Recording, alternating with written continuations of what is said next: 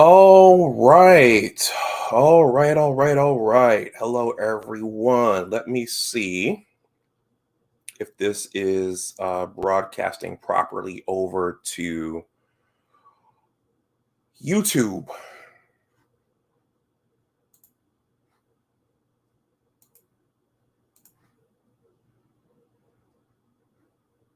Yep, it says live. Now, let me make sure that I can see myself.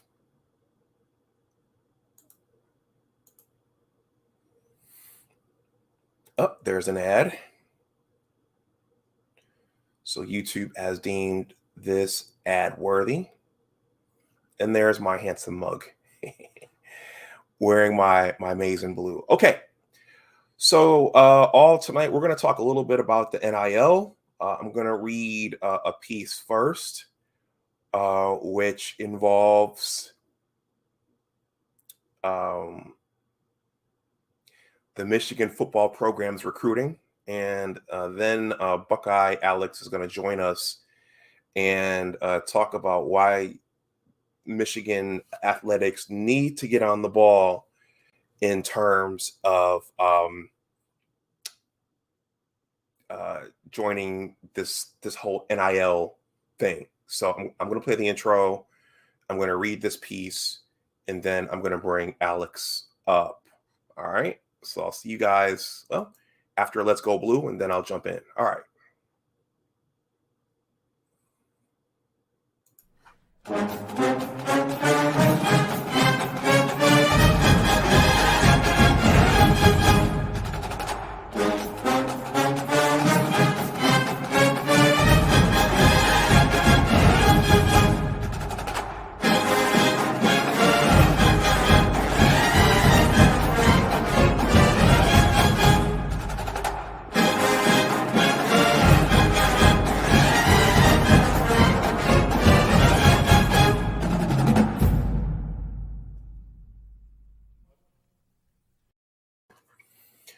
All right. Hello, everyone. Welcome back to my channel. My name is Dr. Anwar Youssef Dunbar, and this is Big Discussions 76 Sports. First of all, please like this stream. Please share it. And please subscribe to my channel. Well, I've been doing this during the lunchtime hour on Fridays, but I decided to change things up a little bit, and I decided to try to capture this and get a stream going during the evening hours to see if more people want to come and watch. A lot of times when I do live streams, people don't watch live, but the views go up afterwards as people are at home and have time to look at YouTube. So I thought I'd try the evening time slot tonight. Before I jump in, I want to thank everyone who has supported the channel. The channel is hovering right at it's at 1,092 subs. So shout out to Bo Lytle. If you see fit, if you're new, if the algorithm brought you here, please consider hitting that subscribe button. And if you see fit, if you think this is worth it, and also hit the notification bell so you know that, so you know when I go live. I just want to thank everyone who has subscribed to this point. This crowd over here is unique versus my other channels. Each crowd is unique, and it took time to build this. I'm still building it. Some parts have been trial and error. Some parts have needed some tweaking. So I want to thank everyone who has come along for the ride and stayed, because not everyone has stayed. Anyway, I'm being mindful of the clock here. Some people are mindful of the clock. Some folks get a little antsy if you don't jump right in. So if you notice that intro, I showed Michigan Stadium, and then I showed Chrysler Arena, and then I ended with Schembechler Hall, because I believe Ward Manuel, our athletic director, I believe his office is there. I believe Jimbo's office is there. I believe all the coaches' offices are there. So the majority of the athletic decisions are made there. I mean, there's talk between the athletic department and the president and the provost and the regents, but I believe Schembechler Hall is the hub for Michigan athletics. And so the NIL is in large part whether or not Michigan adopts that and the degree to which Michigan adopts its participation in the NIL. All that's going to be decided by Ward Manuel and everyone over at Schembechler Hall. For the most part, I think the president, and we have a new president, by the way, who said that he's dedicated to Michigan succeeding in athletics. And this has been talked about for a while. Players have already weighed in on this. Hunter Dickinson from the basketball team has weighed in on this. JJ McCarthy, he's weighed in on this. And this goes back 20 to 30 years to when the Fab Five were in Michigan. Jalen, Rose, Chris, they looked up and said, hey, we're making all this money for the university. We're not seeing anything back. We're not getting anything ourselves. We can barely buy food to eat at nighttime. So this has been a long time coming. So the article, I'm going to read this, and then Alex is backstage. So I'm going to bring Alex up, and we're not going to belabor this because it's a Thursday night. I think we all want to rest a little bit. I'm sorry. We all want to rest a little bit, but yeah, let's see what this article says. And the other thing I was thinking about today, I was thinking about my content.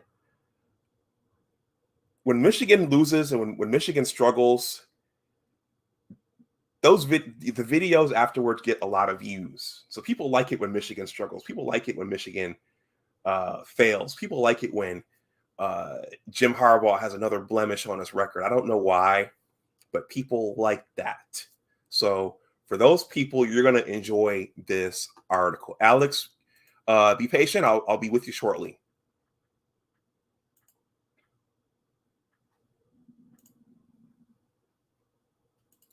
As you know, I get articles on my smartphone. This article is entitled, Jim Harbaugh and Michigan Football have done a bad job recruiting. So for all my diehard maize and blue fans, you're probably not going to like this article, but I think they will probably say something about the NIL in here, so it's a good segue for what Alex wants to say. By the way, the super chat is live. If you want, you're under no pressure to do so.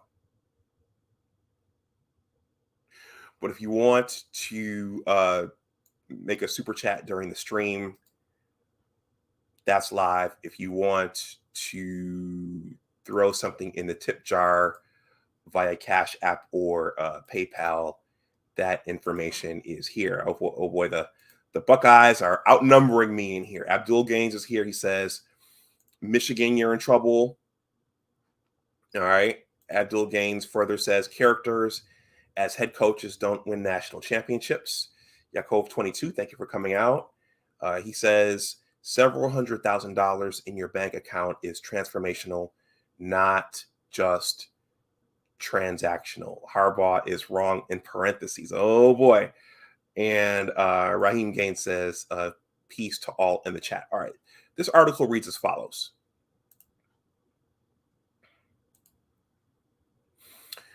It's entitled, Jim Harbaugh and Michigan Football have done a bad job recruiting. This was written by Cameron Stokes 1 week ago. Things haven't been going well for Michigan football on the recruiting trail, and things need to get better in a hurry. Okay.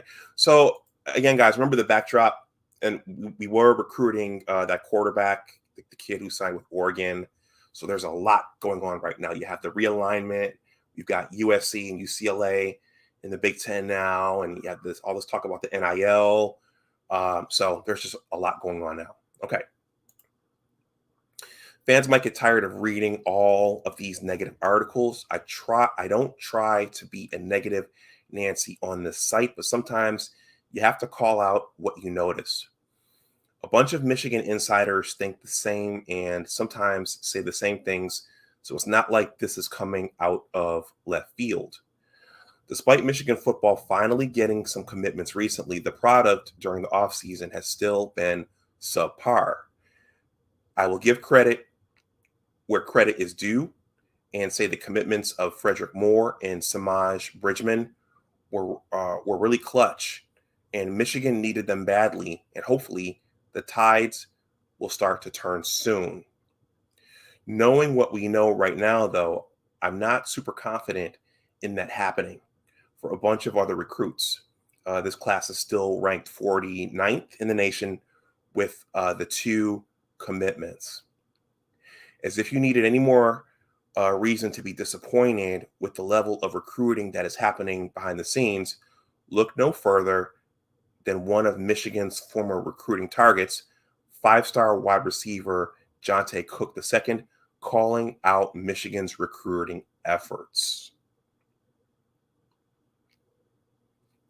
If you think some of these athletes have no right to ridicule and critique Michigan's recruiting efforts, you'd be dead wrong.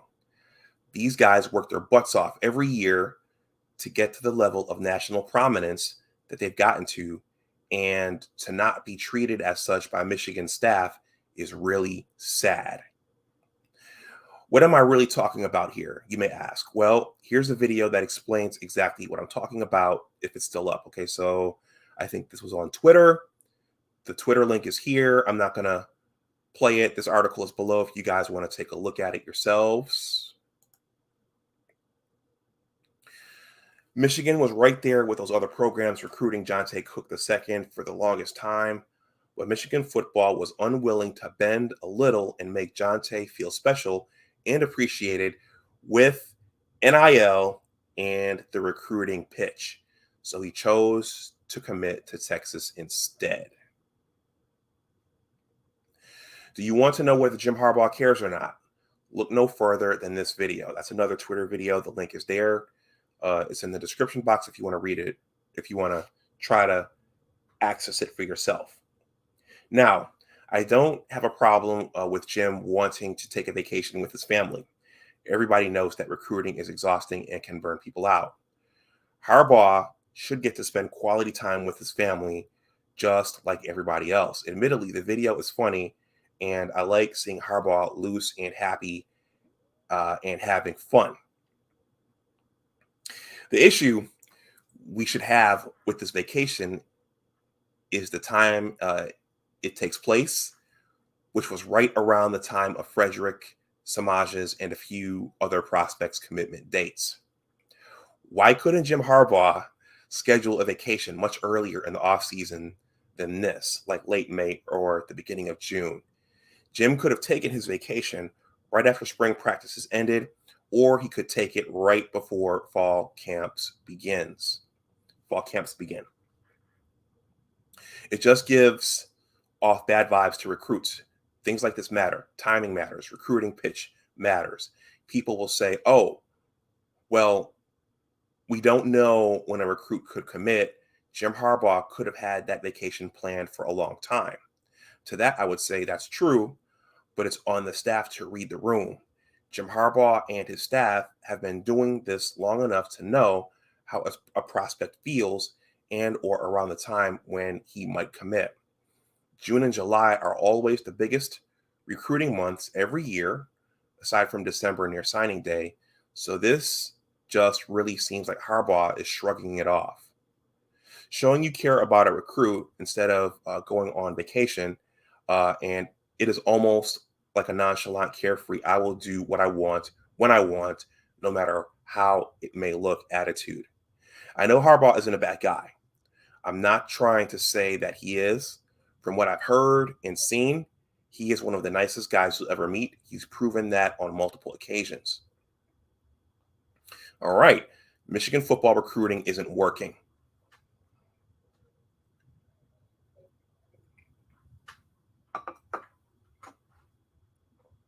Michigan football recruiting isn't working. But you can't deny that a lot of Harbaugh and his staff's recruiting tactics just aren't working. It has a lot to do with him almost leaving for the NFL. Oh, Abdul Gaines, there you go, with other schools using that to their advantage, and it has to do with the NIL. Why should a prospect have to earn their money at Michigan when they could just get it right then and there at another program? Every little thing in recruiting matters. Put yourself in a recruit's shoes for a minute. Jim Harbaugh and his staff are missing on recruits left and right. The class isn't looking too hot, But instead of digging in even deeper and recruiting even harder, Harbaugh goes on vacation while his staff is stuck picking up the slack and doing the dirty work. Why would a recruit want to join a terrible class, much less feel like they want to commit to a program that doesn't even recruit them properly? If anything, to win these recruits, Harbaugh should be the main recruiter right now, not his staff. Lastly, for fans to excuse this disappointing class as a one-year thing isn't good either. I'm not trying to tell fans what to do, but Harbaugh is paid millions of dollars to recruit and compile top-ranked classes. Anything less than that is a failure, plain and simple. Now, in a few years, USC and UCLA will be joining the Big Ten, and more to follow. So if there wasn't any urgency now, the urgency needs to be upped 100 times. Michigan football can't afford to miss with this recruiting class. With the news of mega expansion coming to the Big Ten, they will fall behind, I guarantee it. We can't look ahead to the 2024 season and hope for the best, because 2024 isn't here yet, and there's no promise that 2024 will be any better. So hold your horses on that. Harbaugh is in year 8. There shouldn't be any excuses for him anymore. Great coaches are supposed to adjust to the times and adapt, no matter how much it changes. Yes, NIL has played a huge factor, but every coach can say that, and other schools aren't struggling as Harbaugh has struggled, so the point is moot. Nick Saban complains about NIL, but he still puts his money where his mouth is and gets his guys no excuses. Yeah, boosters may pay for some of those recruits to come to the school, but I bet the majority of them come to Alabama because Bama just knows how to win. They don't need to prove anything to these recruits like Michigan still does. There is nothing rival schools can say about Alabama that can be perceived as negative, maybe aside from the education. But as we've seen with Michigan, the education factor is overrated with most of these recruits.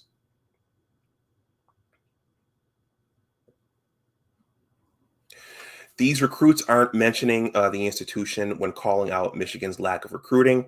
No, they are calling out Harbaugh and his staff. So it falls on the coach and his staff members. It honestly just feels like Harbaugh has gotten complacent and thinks he can just sit back and relax now that he won one Big Ten title in 7 years. That's not the right mindset to have at all. It reeks of arrogance. Okay. And then finally, like I said, hopefully with the recent string of commitments Michigan has received, things will start to turn around and get better. Still got a season to play, so there's a strong possibility it could. But right now, it is still a tremendously disappointing class, and even a major one-year dip is inexcusable with the season Michigan football just had last year. Wow, it sounds like Abdul Gaines wrote this. That was a pretty scathing piece. So apparently this recruiting class is underwhelming. And then to add insult to injury, our beloved Maize and Blue is not taking full advantage of the NIL as of yet. So let's see what happens with that. And with that, I will shut up and bring Buckeye Alex up. By the way, the great Johnny Olden Jr. agreed to come back in a couple of weeks. So we're going to do a kickoff show sometime in August. So look out for that. And with that, I will bring Buckeye Alex up to talk to us about why Michigan needs to get on the ball in terms of this NIL and get into this arms race. So everyone, welcome Buckeye Alex. Alex, I would play the song, but the Ohio State song is copyrighted. It's not like ours. It's not public domain like ours is. So I just brought you up this time. What's going on? What say you? The reason for that is because Ohio State's smart and we own everything. So we don't let anybody try to make any money off of anything without It's all about being involved. Yeah. So listen, I am nervous. And when I say nervous, I'm nervous on a scale probably 9 out of 10. Uh-huh. And I'm going to tell you why. Uh-huh. So Steve Dace covers Michigan football. He's excellent. If you guys haven't heard him, Steve Dace is pretty solid. Some of his points a little bit far off from my opinion, but he's pretty solid. And I thought something, but then he actually backed it up by saying it, and then I started to think about it even more, especially when it comes to expansion. This is why this is pretty serious when it comes to Michigan. Michigan, Ohio State, Notre Dame, all Midwest schools. At no time in history have they all recruited at a high level at the same time. Somebody always gets left out. And it's typically either Michigan or Notre Dame. Ohio State typically never gets left out when it comes to the arms race of recruiting. They're always going to be a top 10, the top 5, even number 1 recruiting class right now. It's basically going to be them and either Michigan or Notre Dame. Like 3 teams can't own the Midwest, only 2 can. And Notre Dame under Marcus Freeman is clicking on probably every cylinder possible. They are rolling right now. And they are the ones who I thought would be behind when it comes to NIL, but it's actually Michigan, and I'm a little bit shocked by this. But kind of reading the article, I mean, the tea leaves are there. When you were speaking of the time he takes his vacation, I know the time that Ohio State coaches take their vacation. They take their vacation during the dead period when they can't talk to recruits. That's when they take their vacation. It's about a week long, in between June and July. So, they take their vacation and then they get re-energized and they're right back at it. The timing of things is a little troublesome, I think. If I'm a Michigan fan, I would be very, very worried. And listen, I called the Dante Moore thing. I called it last time we talked. I called it. I said, you guys aren't getting him. He's going to A&M or he's going to Oregon. One of those two. It was a bidding war. And if that doesn't open your eyes, I really don't know what does.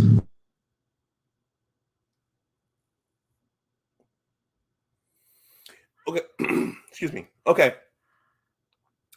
Well, yeah. I was thinking about that earlier. Yeah, I think for our school, our school traditionally prides itself on doing things the right way. We're the Harvard of the Midwest, and I don't know. Well, and we've also prided ourselves on not getting into scandals per se, and getting lots of NCAA violations. So I don't know what they're gonna need to say. Okay, let's get into this thing with everybody else. Yeah, I know this. I know this, that if you look at the Supreme Court's ruling on the NCAA when it comes to NIL,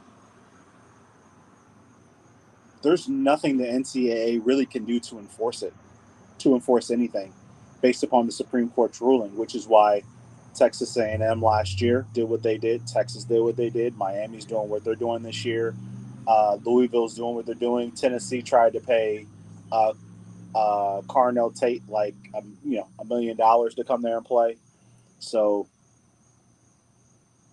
there's 2 things. There's a world that we live in, and there's the world that we want it to be. I think in general everybody has to make that decision every day of the decisions that they make. Are they going to make the decisions based upon the world that they live in, or based upon the world they want it to be? So I mean, when it comes to Michigan, if you look at, let's just kind of look at let's just look at the facts. They lost a legacy quarterback. They lost a 5-star kid right in your backyard in Detroit. They've already lost a linebacker, the number one rated their best linebacker that they recruited this year. He decommitted. They lost a kid to Texas.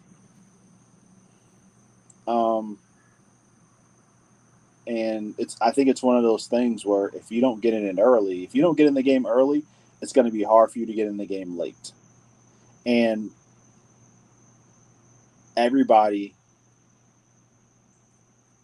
just because everybody's playing the same game, but not everybody's playing with the same rules. And that's their fault, to be honest with you. That's their fault. If you want to get in this game and win, then you know what you have to do.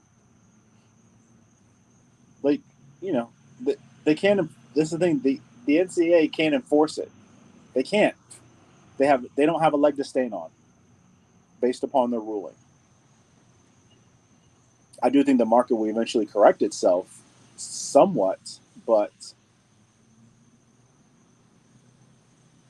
I'm really with Notre Dame scares me. That's really what this boils down to. When it comes to Michigan, Notre Dame scares me because Notre Dame looked at the terrain and said, okay, we either want to be Michigan or we want to be Ohio State in the Midwest. And they went with, we want to be Ohio State in the Midwest. And they hit recruiting, pardon my French, balls to the wall. They have gone all out in recruiting. They are killing it on the recruiting trail. They are killing it. And here's the thing. I think I actually like Notre Dame's approach to NIL. It's very similar to Ohio State. We're not giving you anything to come in the door, but once you get in the door, we're going to give you whatever you can get. But we're not going to guarantee everything. And I like that approach. It's a safe approach. But to be the old man saying, well, you should just come to Michigan because it's Michigan, sorry, buddy, those days are over. Because kids these days, they're looking how they can affect their families immediately. Not putting their bodies on the line. And maybe something might come of it, 4 or 5 years down the road. Game's changed. It's changing right before our very eyes. Everybody can see it. And if they can't see it, then they'll just be the ones left behind. And I'm not necessarily a fan of it. I mean, I want every kid to get their money because I feel like, I know for a fact, just from an Ohio State perspective, they've made millions of dollars just in jersey sales off of kids. And I'm not saying they have to get everything, but they should definitely get a percentage of those things. So, like I said, when it comes to Michigan, there's 3 of us, and we all can't thrive at the same time. It just does not happen that way. History, in any level of recruiting over history, the 3 of us have never thrived at the same time. When Notre Dame was in the not the playoff, but when they were in the national championship game, I think Michigan went 6-5 or something, or 6-7 that year. We the 3 of us were never good at the same time. What was that under? Been good Brady at the same Hoke? time. Was that under Brady? Must have been under Brady Hoke or Rich Rod. Yeah, might have been under Brady Hoke. That was when they had Jalen Smith and Manti Te'o. That team. Okay. That team. We've never been good at the same time. It's never happened. It's not going to, because there's not enough kids to go around. That's what this boils down to. I saw something very interesting today. It was a stat of the blue chip recruits on every team, basically 1 to 20. At Alabama, and it was a percentage. Alabama had 89%. Ohio State was in second at 80. I believe Michigan had about, I think, 60. They were like 11th or 12th. And I think Notre Dame was right. They're right in there with them, but that's going to jump this year with all the kids that they're going to bring in. Mm-hmm. It is what it is at this point. It is what it is. Okay. Yeah. I want to thank Raheem for the Cash App. Thank you for that generous donation. Alex, first of all, can you walk us through what the Supreme Court decided, and then if you know how the NIL works, is it just a matter of they can pay the kids anything to lure them in there, and then compensate them while they're there, but the Supreme Court first? The Supreme Court basically said, I guess they told the NCAA you can't stop the kids from getting compensated. Is that right? Yes, they said that you cannot stop a kid from being compensated on his name, image, or likeness. You cannot stop that. Okay. Now the NCAA turned around and said, okay, well, we can't outright pay a kid to go to a college, but like once the kid is in college, they can receive offers and things like that. And then, depending on what state you live in, right? When it comes to state legislation, some states will legislate allow kids to make money in high school, and some kids won't, which is why. I think Alex has some background noise there. What's the kid's name? Quentin Ewers. That's why he left school early. He made, I think, $2 million just for leaving school early. Wow. In this, with the way our economy is right now, I mean, that money he can live off for the rest of his life. He's set. Between that and insurance, he's set for the rest of his life, based upon that one move. So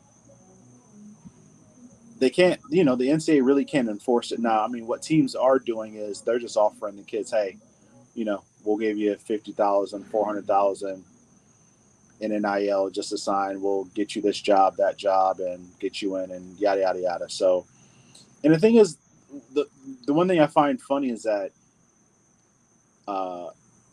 this is the way it's been done for, I can't remember, for at least 15 years. Mm-hmm. Right? It's just legal now.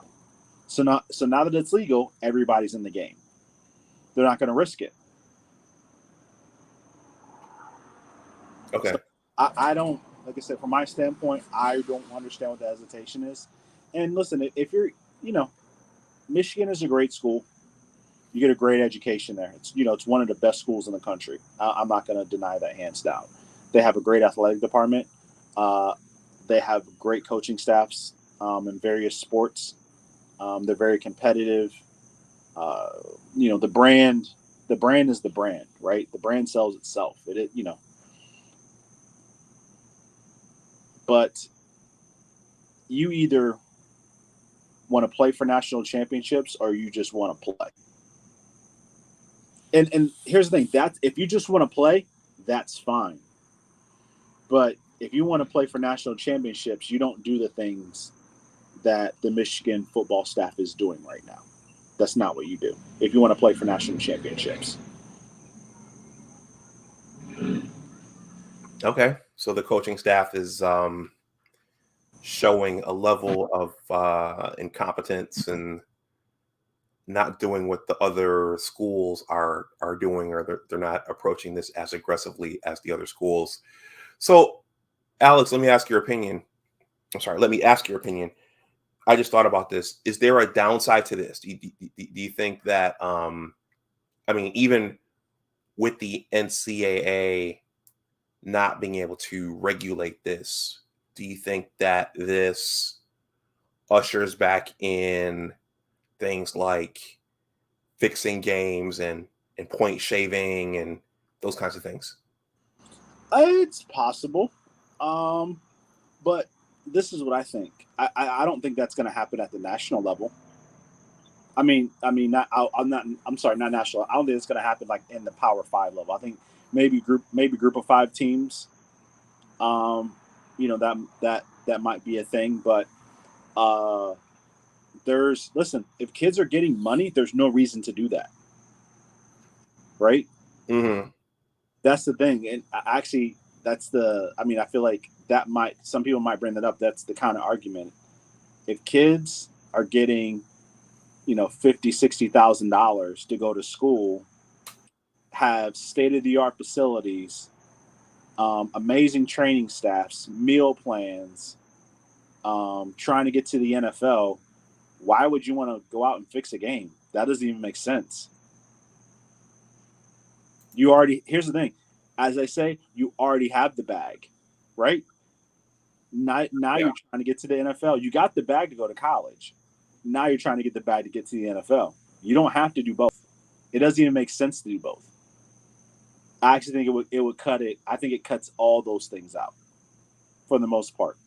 Outside of maybe a kid who actually doesn't get money to go to a school and they get offered money. I could see it at that standpoint. But if I got $100,000 to go to Ohio State and you approach me and say, hey, we'll give you $20,000 to fix a game, I already got $100,000 in my pocket. Get away from me. I got the bag already. I won. And I get a free education. I won already. I've already won the game. Hold on. With Simply Safe, protecting your home is a snap. Protection against burglary? Easy. Fire?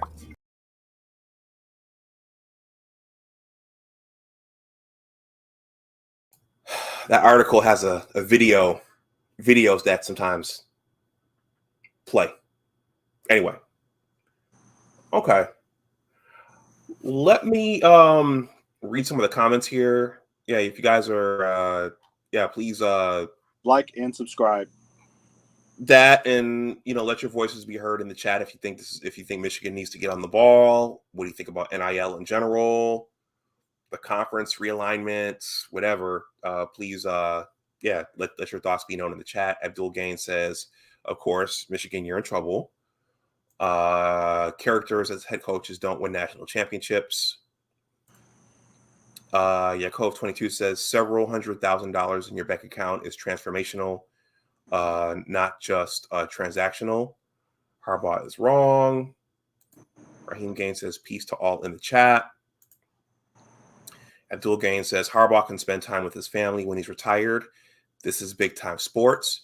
There's no room for those like Harbaugh who are laissez-faire about it. He doesn't burn to win national titles. Adrian says Harbaugh recruited out my high school, Cedar Grove, as a high school. They had the most NFL draft picks, and Georgia had the most picks as a college. Michigan and Ohio State have to recruit out of Atlanta. Raheem says, salute, fellow Buckeye fan. This question's for you, Alex. Have you seen Trevor Lawrence around town?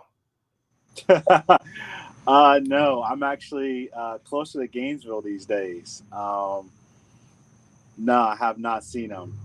Not lately. No. I relocated to a small town that's just outside of Gainesville, so I'm no longer in that Jacksonville area, off of the beautiful St. Johns River anymore. Okay. Raheem Gaines says talent should be compensated. And then he says that was Brady Hoke's last year at U of M, I believe, when Notre Dame made that national title game against Alabama.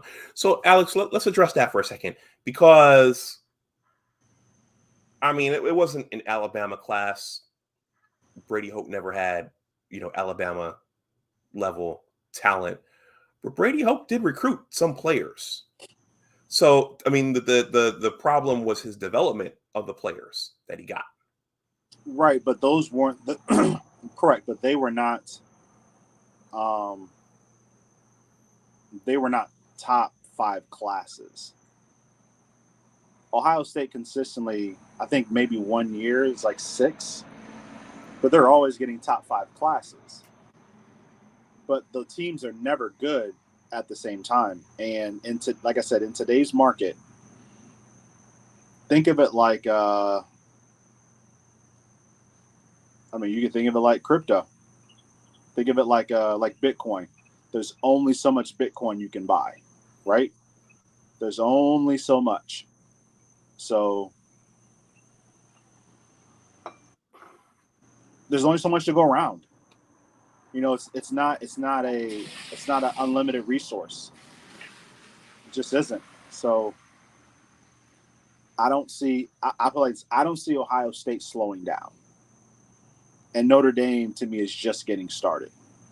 And Michigan's late to the party.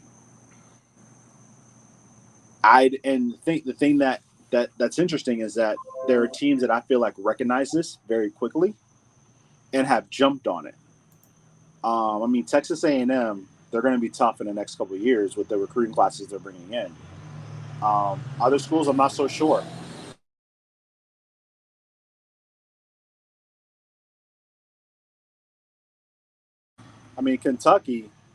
Kentucky, Tennessee, like they understand that, it's a fair market now. They can Alabama can't out recruit them anymore because they have just as much money as anybody else. So now it's a who's going to pay me the most money, and the market always dictates you always you're always compensated what somebody's going to pay you no matter what. So if Alabama wants a 5-star corner and doesn't want to pay the money for him, he goes to Louisville, which is exactly what's happening. If there's the case where with Carnell Tate, he turned down the money from Tennessee because he knows he's going to be developed and get to the NFL and get to his second check. So that's a smart decision because he's banking that he's going to make millions versus the couple $100,000 he'll make he'll make multiple millions going the Ohio State route versus taking $1 million at Tennessee. But if you're an up and coming program, you can bet to pay $1 million for a kid. And you want to know something interesting? If you really want to get down to the science of it, if you go to 24/7 Sports, they actually report all the NIL money that kids make. It's going to surprise you. It's going to surprise you. 24/7 Sports reports that. I was looking at it the other day, and it's a lot. It's not as much as everybody thinks, though, which I found to be very interesting. I think the kid who makes the most is the kid from Alabama, Bryce Young. I think he makes the most. I know C.J. Stroud is in there. I know Ohio State, I think in the top 100, has about 7 players that make the most in NIL money. But they've made that money since they've been on campus. They don't make that money coming in the door. So it's a different type of strategy. But Ohio State already they have the brand. They send players to the NFL regularly, so they can do things a little differently. Michigan doesn't. When's the last time Michigan sent somebody to the NFL as a first-round draft pick? Just this past year. When's the last time they've done it before that? It's been a while. So, they're playing a different game. And you can't bank on the fact that you had a decent year and beat Ohio State. It's not 1995 anymore. Beating Ohio State is not going to make every kid in the country want to come play for you, especially when you got boat raced by Georgia.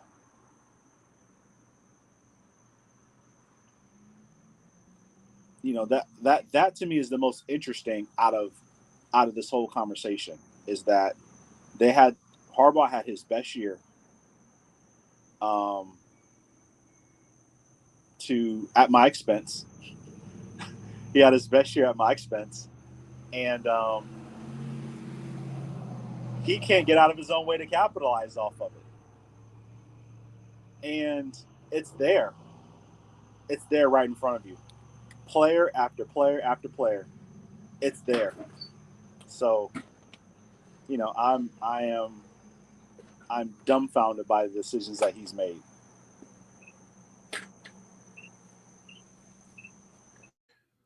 The decisions he's made in terms of the recruiting, or because I'm sure All this, of it. the NIL, it's got to be an institution-wide decision, right? It's not just his. Yes, but I mean, we don't really know how much he's fought on it either, right?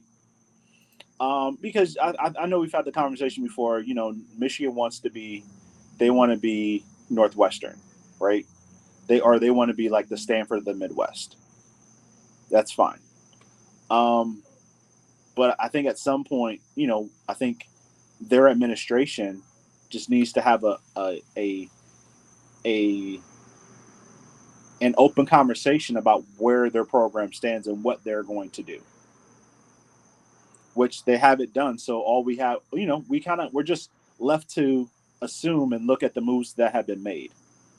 You lose Lloyd Carr's grandson, you lose Dante Moore. That's enough. That alone, that would never happen in Ohio State. Listen, we lost a kid to Penn State who was a 5-star. You know why we lost him? Because we got Devin Brown, who was the best quarterback in the class, right? You guys got J.J. McCarthy. Why?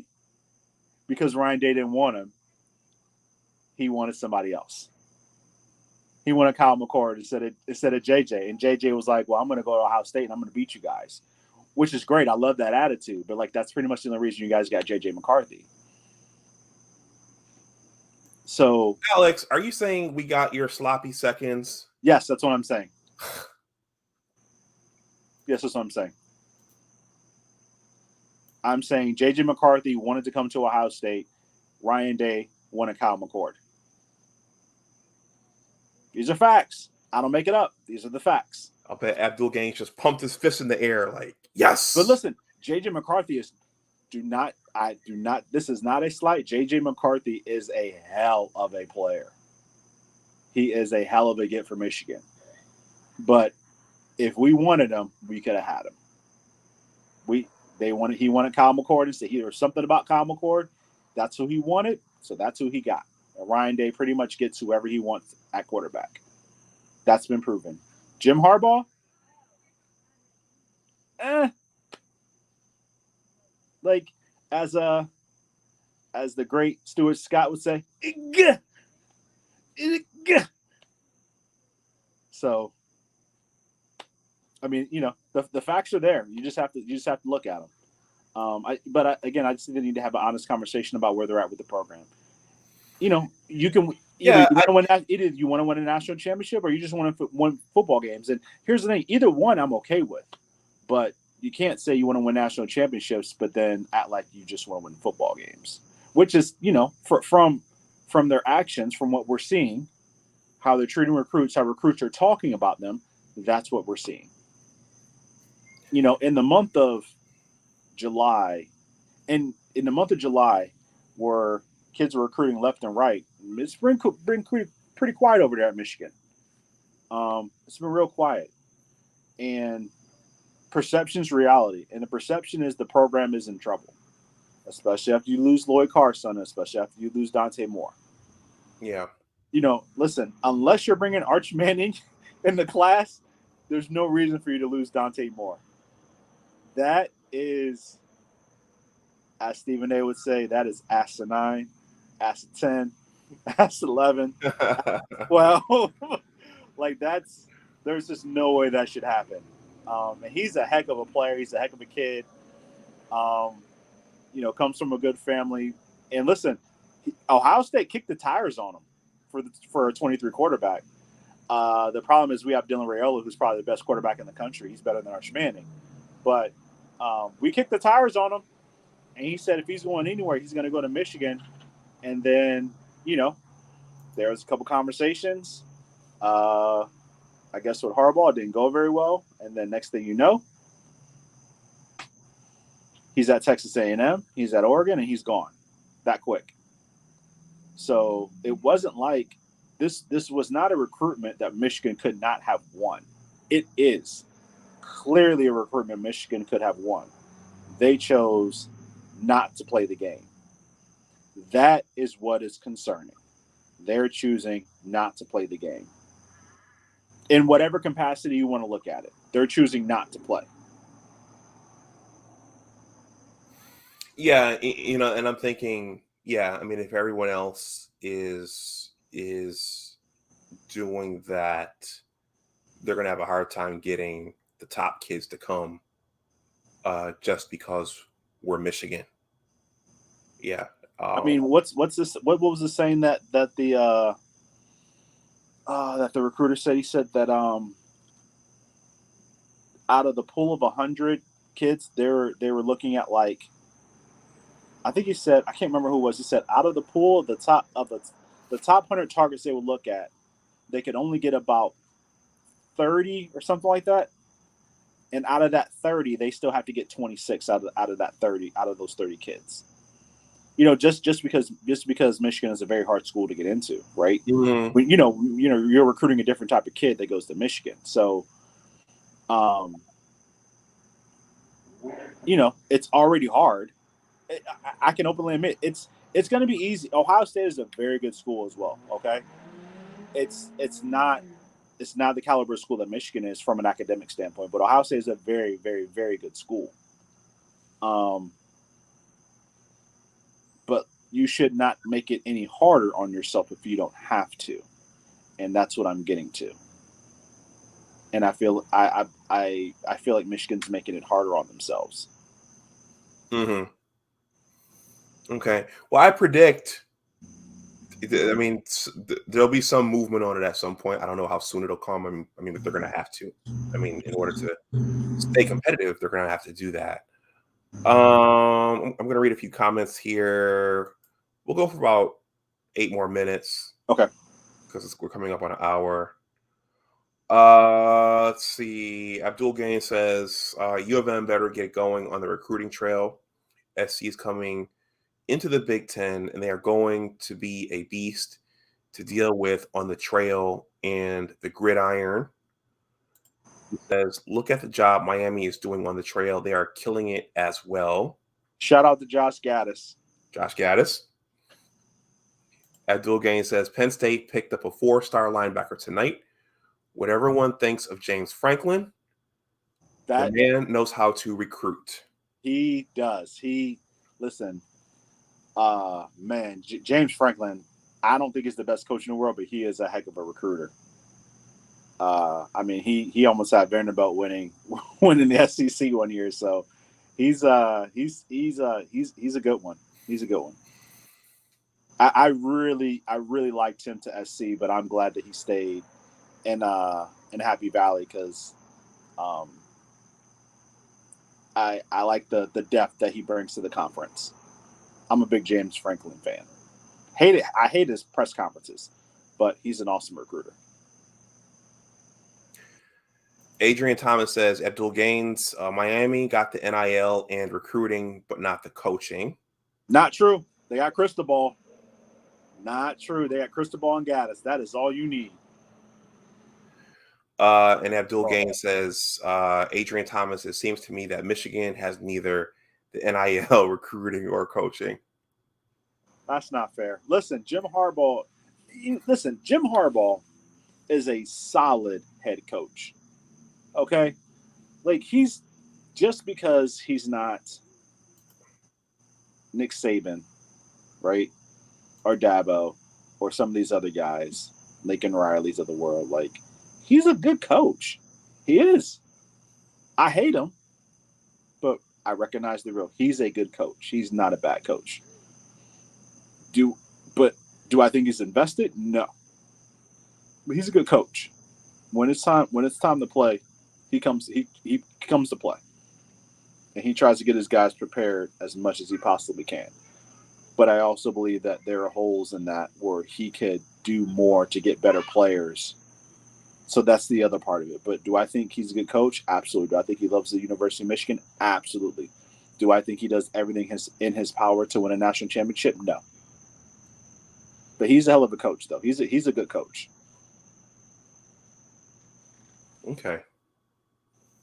Let's see. If you're just coming in, please hit that like button. And especially if you're watching on the playback, please hit that like button. I'm trying to think. Is there anything else we need to say that we didn't say or that we didn't cover? I mean, yeah, they're going to have to jump on board at some point, or else, yeah, they're going to become a bottom feeder down there with Maryland and Rutgers. And Adrian Thomas, thank you for the generous super chat. He says, Cristobal may and will win the ACC, but then they have to come play Georgia or Bama or LSU or Texas A&M University. Yeah, I mean, yes, but we'll see. I mean, that's that they're years away. They're probably 2 years away from really being competitive. Like competitive, I think in that realm. I think they'll be pretty good this year. They're just getting on board. It's Cristobal's first year, so let's give them a little bit of time. But listen, there's something I need to say, and I've been saying this for God knows how long. If anybody can build a fence around Florida, the rest of the country is in trouble. That's how many players do you guys pull from Florida? Too many. Okay. Too many. Listen, kids. Well, Olave came from California, right? Yeah, he's a California kid. Yeah, and this is you know what? Let's speak on this real quick. Let's talk about expansion and why this is so important. So I believe this. I believe the country is about to get divided up because of NIL. You have SC coming to the Big Ten, right? You have Lincoln Riley out there. California money. They're going to put a fence around California. Okay? The South is the South. You got Florida throwing NIL money all around, even though they're not very good at it. Between them and Miami, it's a foot race of who could try to build a fence around the state of Florida. Mm-hmm. That's what's happening right now. Then you have Texas that's going to put a gate around Texas. Then you have the rest of the country, right, which is basically the Midwest. And then you have Ohio State.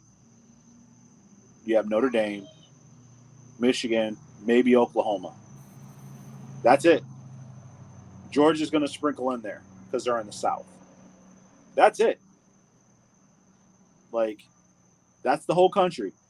That's why I said, like, there's only so many kids. USC's going to lock up they're going to lock up everything on the West Coast. You might be able to pull a kid or two out of there, but they're going to lock up everything on the West Coast.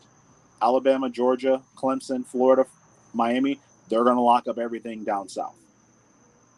Ohio State's they're going to pull kids wherever because it's Ohio State. But like we're typically we try to pull kids out the Midwest if we can, mostly out of the state of Ohio.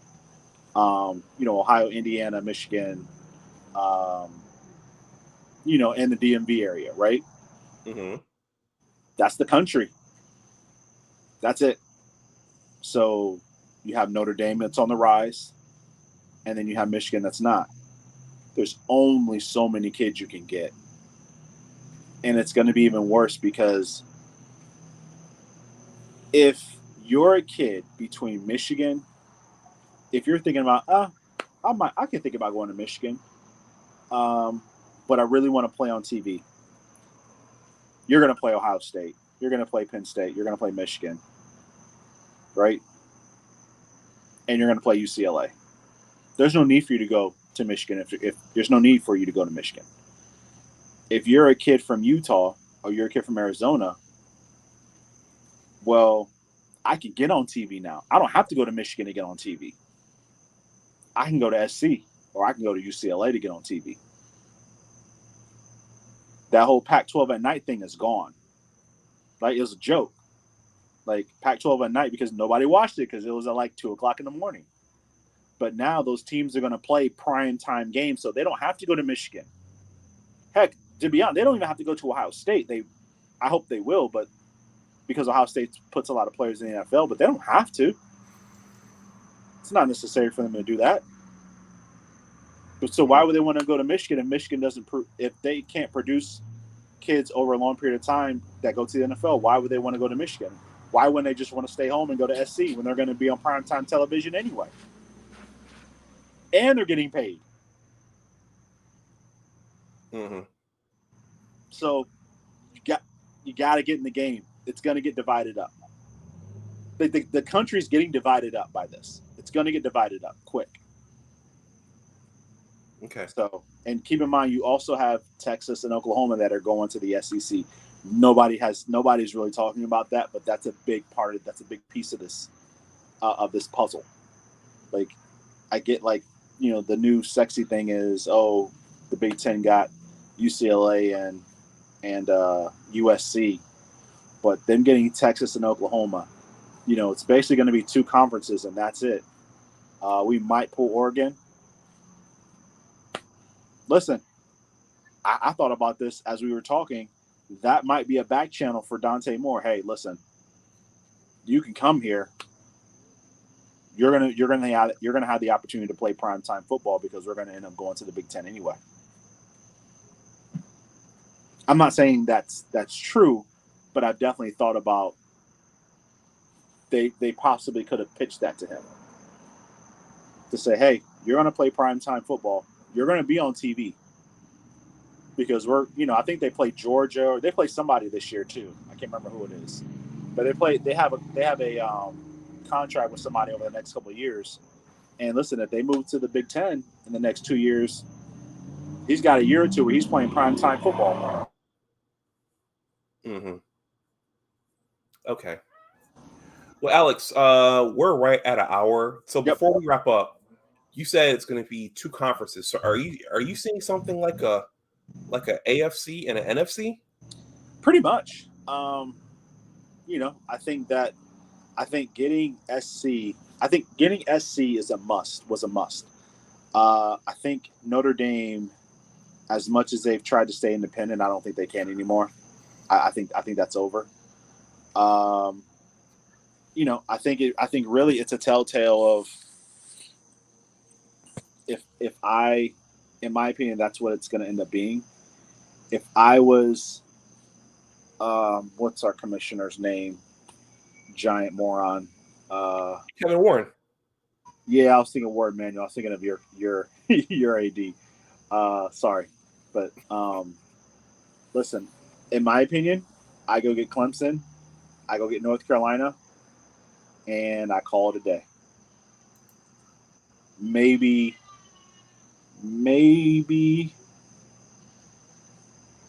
Yeah, I definitely go get those two. I go get North Carolina, I go get Clemson, and then I'm done. Nobody else matters. Everybody else can be a group of 5. Mm-hmm. Those would be the last two pieces I would try to pull if I could. But I don't know from a prestigious standpoint if they'd be able to do that, especially with the things that North Carolina has had going on over the past about 10 years in regards to their academics. So I'm not sure they would fit the Big Ten's necessarily prestige, as they like to call it. But money is money. So if the money's right, they'll do it. Because I'm sure they much rather have Clemson and North Carolina, and maybe South Carolina, than them go to the SEC. Somebody has to get them. Somebody's got to do it. Okay. I'm going to read these last 3 comments, and then I'm going to wrap up. I'll get your parting shot. Abdul Gaines says, I don't like Iowa, but they have been holding their own on the recruiting trail. Northwestern has done a nice job on the trail also. U of M is quickly losing ground in conference on the recruiting trail. I want to say something about Iowa. Okay. I love Kirk Ferentz. Yeah. He has no business hiring his son as an offensive coordinator. Okay. I just want to get that in there. I love Kirk Ferentz. I love Iowa's defense. Iowa always has awesome. They got great. They're great at what they do, right? They're sound. They're a sound, tough football team. Unbelievable development on the offensive and defensive line and tight ends. They are golden at those 3 things. They're probably just as good at that as any school in the country. Love Kirk Ferentz. No business hiring your son, man. That's not cool.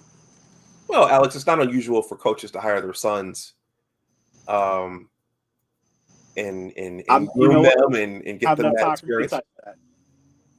Go ahead. We don't have enough time for me to touch that. Hey, right here. Well, for the former Redskins, Mike Shanahan hired his son, Kyle, and Mhm. yeah, that's business as usual. Yeah, Jim Mora also, Jr. and his son was a quarterbacks coach who never thrown a football before. Jay Harbaugh. I don't think he ever played tight end or running back. Terrible, man. Adrian says, and Adrian, thank you again for that generous super chat. He says, Clemson, Florida, and North Carolina now want to come to the SEC. Wow. Yeah. So the ACC is going to get torn to shreds. Oh yeah. Listen, it's over. Listen, the Pac-12 falling, that was it. That's it, man. It's over. It's going to be 2 super conferences and a bunch of group of 5s. That's it. That's all that's going to be left. And Abdul Gaines is going to finish us off with, surprise, surprise, Kevin Warren is a cornball. Abdul Gaines, I wonder how you would do running the Big Ten. No. He's probably saying, I do an excellent job. I do this, this, and this. No. I fire all the coaches. Yeah, he fired everybody. I fire all the presidents. I fire all the players. He fired Ryan Day for losing a recruit. He fired Ryan Day. That's right. Alex, do you have any parting words? Yeah, I just I definitely pay attention to what's going on in the landscape of recruiting when it comes to NIL. Listen, I understand programs are going to weaponize it. They're trying not to get left behind. That's completely understandable. It's an open market. Kids are for sale. Kids have always been for sale. It's just now legal. I'm happy that they can get their money because, although they are given the opportunity to get a free education, a lot of kids make a lot more money than the $200,000 that their education is worth, or however much you want to value it. So I'm very happy for that. I believe it was the right decision by the Supreme Court. I do think there needs to be some type of legislation regarding putting some guardrails in place for NIL. With that being said, Michigan, you got to get your stuff together, man. Like, I feel like it's like Clint Eastwood from Gran Torino, where he's like, "Get off my lawn!" Like, just you gotta live in the world. You gotta wake up and see the world that you're living in. Everything's getting divided, and you're gonna get left behind. And as much as I did not enjoy what I believe in my heart of hearts was a fluke of a win last year in Ann Arbor, I love competition. I love it. There is no better game than the game, Ohio State, Michigan. There's nothing better than that. To me, there's nothing in the world from a sports perspective that is better than the game. Listen, to the point where we still talk about should Toledo be a part of Michigan, because Michigan wanted it. Now Ohio doesn't want it. We want to give it back. Like, it's a thing. It's been going on for over 100 years. It's hated at certain levels and it's loved at certain levels. There's nothing better than that. I really do not want to see a run again like we had. Although I don't want to lose any games. But at the same time, saying that, I understand that it comes a point where it's not competitive anymore, and it was a point where it wasn't competitive. And that's why I think last year was a fluke. Mm-hmm. It's everything. College football in general is always good when Michigan's good. Right? It's always good when Michigan's good. You have some outlier years, but like when Michigan football is good, like college football's ratings like skyrocket. Like they're through the roof. So, not necessarily with Notre Dame, because a lot of people don't relate to Notre Dame. And I'm excited about Notre Dame because of Marcus Freeman and Washington. getting the opportunity, after Ohio State let him go. I'm excited for those two guys because I believe Al Washington is a heck of a recruiter. Like, man, he got a C.J. Hicks and Sonny Styles and the kid from Ironton, and man, he's a heck of a recruiter, Al Harrington, and so he's awesome. Like he's really, really good. Marcus Freeman is really good. So I'm excited for both of those gentlemen, but I got a truck running by. I really just do not want Michigan to get left behind, and it looks like if they don't do something within the next, I'm hoping that this is a wake-up call for them. I really, really do. Losing a legacy kid, losing a 5-star kid in the same cycle, if that's not a wake-up call, then I'm just going to throw my hands up, and you guys can just take the butt whooping every year. Like, that's fine. Fine. Like, fine. Just wherever you want, my house, your house, just take the butt whooping so we can move on. Because if you're not going to play, then, go play Cincinnati every year. Yeah. That's kind of how I view it.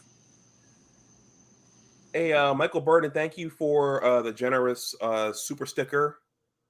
He says, go blue. Thank you. Say what? Go blue. Go blue. Yeah, Go blue. so, I think they have to evolve. I just pulled this up. I was looking at Twitter earlier.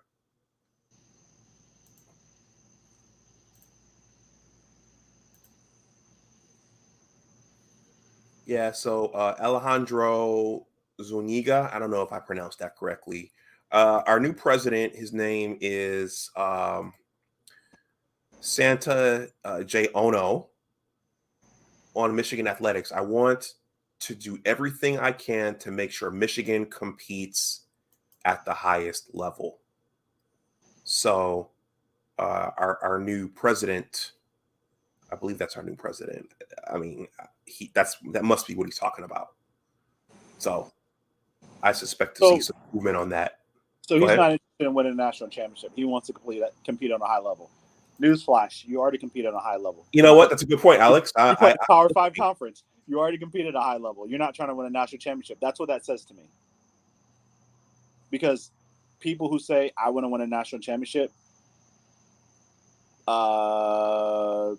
that's what they say. You say, I want to compete at the highest level, where you're just stating the obvious. You're already doing that. Like, unless you want to move to the SEC. But technically, in the Big Ten, outside the SEC, you are competing at the highest level. So you're not saying very much. That's a null statement. Okay. All right. Well, maybe I read too much into that. I think you did. Not the first time that's happened. I think you did. Won't be the last, unfortunately. Okay. Well, my friend, I'm gonna wrap this up. Hey, Michael Burden, if you're still watching, shoot me an email. Let's see, where is it? This is a long email. I would put one of my privates in there, but I don't want everyone to have my private email. Yeah, this is long. Big Discuss 76 at bigwordsarepowerful.com. If you can't, shoot me an email there. Again, it's Big Discuss 76 at bigwordsarepowerful.com. Okay, Alex, do you have anything else? No, I'll say it. Your attitude affects your altitude. I'll say it for you. That's close. That's your close. aptitude. All right. Everyone, I'm gonna. I'll just say thank you very much. Please like and subscribe. If you're watching the playback, please like and subscribe. Comment any questions you have. We might be able to address it at a later show. I think I'll be invading the DMV, so maybe we can do a joint show. Okay. I'm in town. I suspect Dre Ellerby will have some choice words for you after this when he he always has choice words for you. I know he does. And listen, I can't wait till Johnny comes back. I got a lot of smoke for him. Oh, I got a lot of smoke for Johnny, but I love Johnny. Johnny's great. He's one of the best. If you guys have the opportunity, definitely go check him out. Yeah, he said the same thing. Michigan needs to get on the ball with the NIL. Yeah. So, yeah. What are you waiting for? All the other schools are doing it. The NCAA is not enforcing it. They can't do anything. So just do it. Just do it. Just do it. Listen, you got Michigan. You guys got the biggest fan base. I mean, not the big. Well, you guys have the biggest alumni base. We have the biggest fan. Ohio State has the biggest fan base, but Michigan has the biggest alumni base. So you got to open that. You got to open those books up. Ryan Day said $13 million just to not to bring in the kids, just to maintain so we don't lose the kids. Yeah, $13 million a year. Yeah. He's serious. He wakes up and he deals with the world that he lives in, not the way he wants it to be. And the reality is, if you want to maintain the CJ Hicks and the Carnell Tates and the Jaden Ballards and all the other guys, the Devin Browns and Hero Canoes, all those kids, that just signed with Ohio State, it's going to be $13 million a year just to make sure we don't lose those kids. And that's probably the starting point. We're not mentioning inflation and a bunch of other financial things that come into play that could come into play over the next couple of years. So get on it, Blue. All right. Are you going to be left behind? All right. Well, take care, Alex. You too. All right, everyone. I'm going to go ahead and wind this down. Thank you to those of you who commented in the chat, and thank you to those of you who super chatted. Thank you to Raheem Gaines again for his generous Cash App. If you're watching on the playback and you want to make a donation to the channel, my Cash App and PayPal are below. You're under no pressure to do so. But you can also leave a super thanks as well. If you see fit, shout out to Bo Lytle. If you see fit, respect is earned.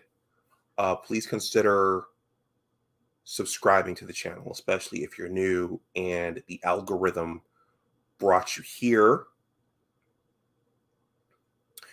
I'm going to do some shameless promotion right now for my own stuff.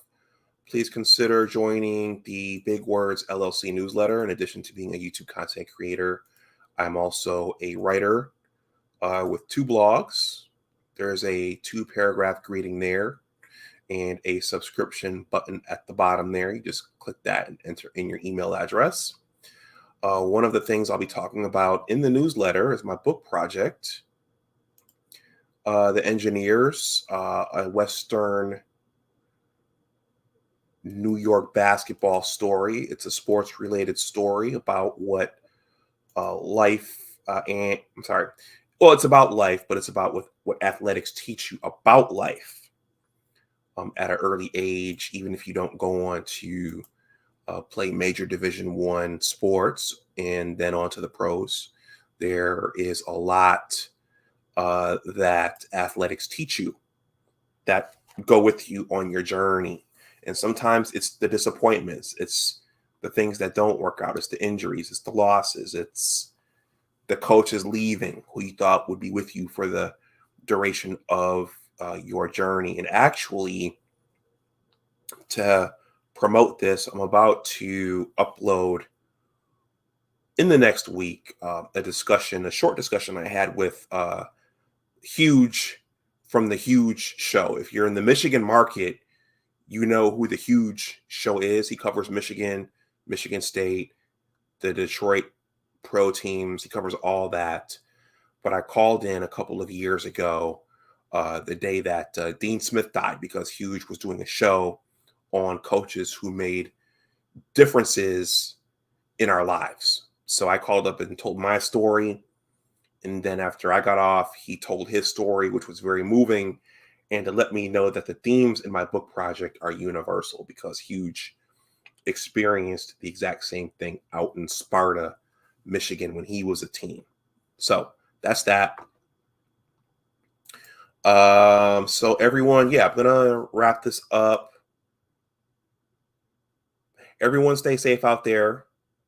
Once again, Johnny Olden agreed to come back in about a month. So we're gonna do a pre 2022 season stream. I'm gonna get out of the way and ask him questions, and so we can hear what he thinks on everything, the NIL, how the season ended last year, who the quarterback should be for this year. Will Michigan win down at the Horseshoe? We're going to talk about all that. So watch out for that. So everyone, enjoy the rest of your night. Go Blue. And as always, remember that your attitude determines your altitude. Take care, and I'll talk to you the next time. Once again, if you're new and the algorithm brought you here, if you see fit, please consider subscribing. I think I'm 8 away from 1,100 subscribers. So, hey, help a Michigan alumnus out here. So, take care, and I'll talk to you the next time. Bye-bye.